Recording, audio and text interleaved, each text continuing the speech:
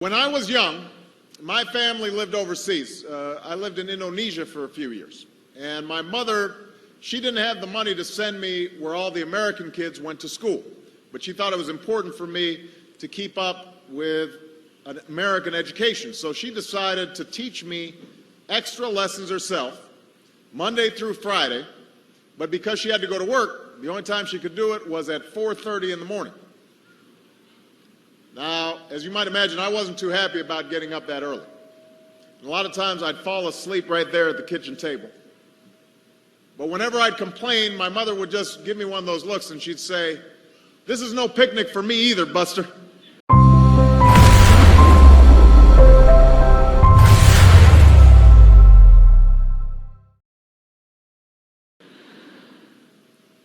So I know that some of you are still adjusting to being back at school, but I'm here today because I have something important to discuss with you. I'm here because I want to talk with you about your education and what's expected of all of you in this new school year. Now, I've given a lot of speeches about education, and I've talked about responsibility a lot.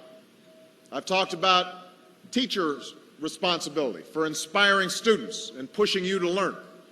I've talked about your parents' responsibility for making sure you stay on track and you get your homework done and don't spend every waking hour in front of the TV or with the Xbox. I've talked a lot about your government's responsibility for setting high standards and supporting teachers and principals and turning around schools that aren't working, where students aren't getting the opportunities that they deserve. But at the end of the day, we can have the most dedicated teachers, the most supportive parents, the best schools in the world, and none of it will make a difference. None of it will matter unless all of you fulfill your responsibilities. Unless you show up to those schools, unless you pay attention to those teachers, unless you listen to your parents and grandparents and other adults and put in the hard work it takes to succeed. And that's what I want to focus on today, the responsibility each of you has for your education. I want to start with the responsibility you have to yourself. Every single one of you has something that you're good at. Every single one of you has something to offer. And you have a responsibility to yourself to discover what that is. That's the opportunity an education can provide. Maybe you could be a great writer. Maybe even good enough to write a book or articles in a newspaper, but you might not know it until you write that English paper, that English class paper that's assigned to you. Maybe you could be an innovator or an inventor, maybe even good enough to come up with the next iPhone or the new medicine or vaccine, but you might not know it until you do your project for your science class. Maybe you could be a mayor or a senator or a Supreme Court justice. But you might not know that until you join student government or the debate team. And no matter what you want to do with your life, I guarantee that you'll need an education to do it. You want to be a doctor or a teacher or a police officer? You want to be a nurse or an architect, a lawyer or a member of our military? You're going to need a good education for every single one of those careers. You cannot drop out of school and just drop into a good job. You've got to train for it and work for it and learn for it. And this isn't just important for your own life and your own future. What you make of your education will decide nothing less than the future of this country. The future of America depends on you. What you're learning in school today will determine whether we as a nation can meet our greatest challenges in the future. You'll need the knowledge and problem-solving skills you learn in science and math to cure diseases like cancer and AIDS, and to develop new energy technologies and protect our environment. You'll need the insights and critical thinking skills you gain in history and social studies to fight poverty and homelessness, crime and discrimination, and make our nation more fair and more free. You'll need the creativity and ingenuity you develop in all your classes to build new companies that will create new jobs and boost our economy. We need every single one of you to develop your talents and your skills and your intellect so you can help us old folks solve our most difficult problems. If you don't do that, if you quit on school, you're not just quitting on yourself, you're quitting on your country. Now, I know it's not always easy to do well in school. I know a lot of you have challenges in your lives right now that can make it hard to focus on your schoolwork. I get it. I know what it's like. My father left my family when I was 2 years old, and I was raised by a single mom who had to work and who struggled at times to pay the bills and wasn't always able to give us the things that other kids had. There were times when I missed having a father in my life. There were times when I was lonely and I felt like I didn't fit in. So I wasn't always as focused as I should have been on school. And I did some things that I'm not proud of. And I got in more trouble than I should have. And my life could have easily taken a turn for the worse. But I was lucky. I got a lot of second chances. And I had the opportunity to go to college and law school and follow my dreams. My wife, our First Lady, Michelle Obama, she has a similar story. Neither of her parents had gone to college, and they didn't have a lot of money. But they worked hard, and she worked hard so that she could go to the best schools in this country. But some of you might not have those advantages. Maybe you don't have adults in your life who give you the support that you need. Maybe someone in your family has lost their job, and there's not enough money to go around. Maybe you live in a neighborhood where you don't feel safe, or have friends who are pressuring you to do things you know aren't right. But at the end of the day, the circumstances of your life, what you look like, where you come from, how much money you have, what you've got going on at home, none of that is an excuse for neglecting your homework or having a bad attitude in school. That's no excuse for talking back to your teacher or cutting class or dropping out of school. There is no excuse for not trying. Where you are right now doesn't have to determine where you'll end up. No one's written your destiny for you. Because here in America, you write your own destiny. You make your own future. That's what young people like you are doing every day all across America. Young people like Jasmine Perez from Roma, Texas. Jasmine didn't speak English when she first started school. Neither of her parents had gone to college.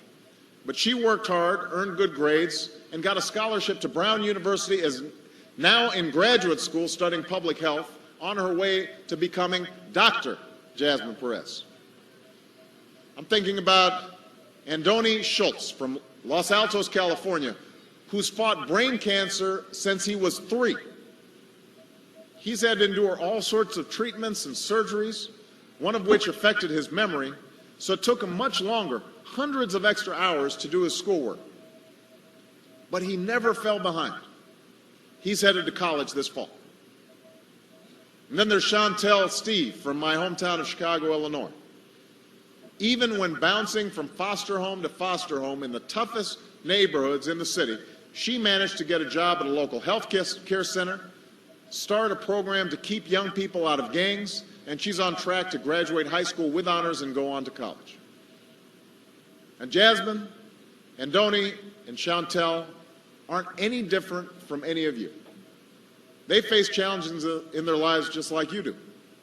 In some cases, they've got it a lot worse off than many of you. But they refuse to give up. They chose to take responsibility for their lives, for their education, and set goals for themselves. And I expect all of you to do the same. And that's why today I'm calling on each of you to set your own goals for your education and do everything you can to meet them. Your goal can be something as simple as doing all your homework, paying attention in class, or spending some time each day reading a book. Maybe you'll decide to get involved in an extracurricular activity or volunteer in your community. Maybe you'll decide to stand up for kids who are being teased or bullied because of who they are or how they look. Because you believe, like I do, that all young people deserve a safe environment to study and learn. Maybe you'll decide to take better care of yourself so you can be more ready to learn. And along those lines, by the way, I hope all of you are washing your hands a lot and that you stay home from school when you don't feel well so we can keep people from getting the flu this fall and winter. But whatever you resolve to do, I want you to commit to it. I want you to really work at it. I know that sometimes you get that sense from TV that you can be rich and successful without any hard work, that your ticket to success is through rapping or basketball or being a reality TV star. Chances are you're not going to be any of those things. The truth is, being successful is hard.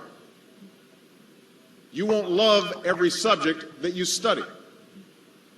You won't click with every teacher that you have.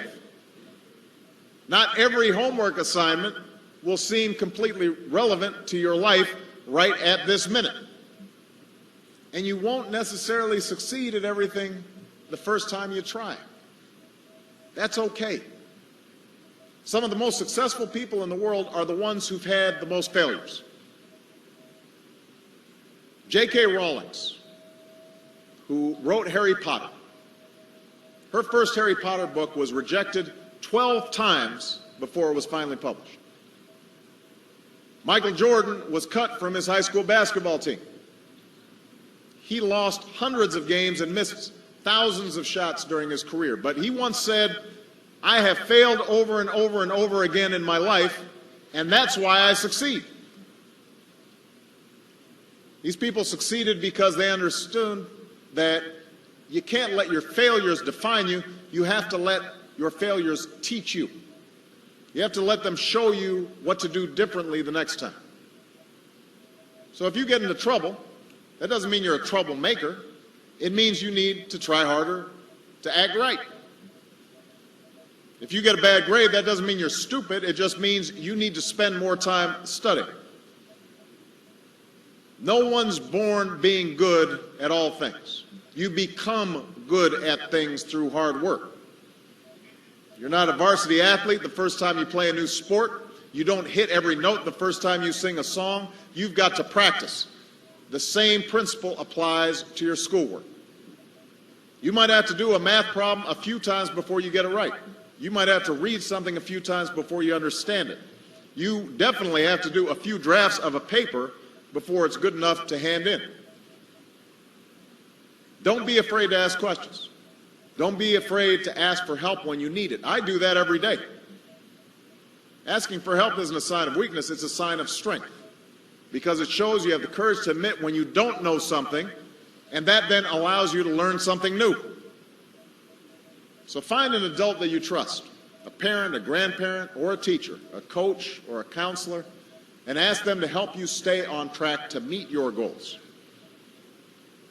And even when you're struggling, even when you're discouraged, and you feel like other people have given up on you, don't ever give up on yourself. Because when you give up on yourself, you give up on your country. The story of America isn't about people who quit when things got tough. It's about people who kept going, who tried harder, who loved their country too much to do anything less than their best. It's the story of students who sat where you sit 250 years ago and went on to wage a revolution, and they founded this nation. Young people. Students who sat where you sit 75 years ago, who overcame a depression and won a world war, who fought for civil rights and put a man on the moon. Students who sat where you sit 20 years ago, who founded Google and Twitter and Facebook and changed the way we communicate with each other. So today, I want to ask all of you, what's your contribution going to be? What problems are you going to solve? What discoveries will you make?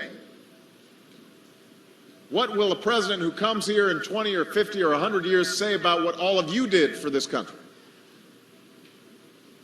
You know, your families, your teachers, and I are doing everything we can to make sure you have the education you need to answer these questions. I'm working hard to fix up your classrooms and get you the books and the equipment and the computers you need to learn. But you've got to do your part too. So I expect all of you to get serious this year. I expect you to put your best effort into everything you do. I expect great things from each of you. So don't let us down. Don't let your family down or your country down. Most of all, don't let yourself down. Make us all proud. Thank you very much. Let us now delve deeper into this speech to learn valuable lessons for ourselves. President Barack Obama's speech is a powerful example of motivational rhetoric aimed at inspiring and encouraging young people. The speech combines personal anecdotes, societal observations, and a call to action, to convey a message of hope, responsibility, and the importance of education. Obama begins with personal stories about his childhood and youth to connect with his young audience. He talks about the challenges he faced as the child of a single mother and as a member of a family with limited financial resources. These stories serve as the basis for one of the central lessons of his speech: no matter the circumstances, with determination and hard work you can succeed. A recurring theme in Obama's speech is the crucial role of education. He emphasizes that education is the key to personal success and the well-being of the nation. He encourages students to take their education seriously and set goals for themselves. Education is presented not only as a path to professional success, but also as a means to solve national and global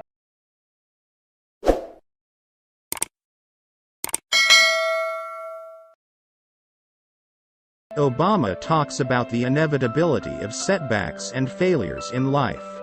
He uses examples of famous personalities such as J.K. Rowling and Michael Jordan to show that failure is part of the path to success.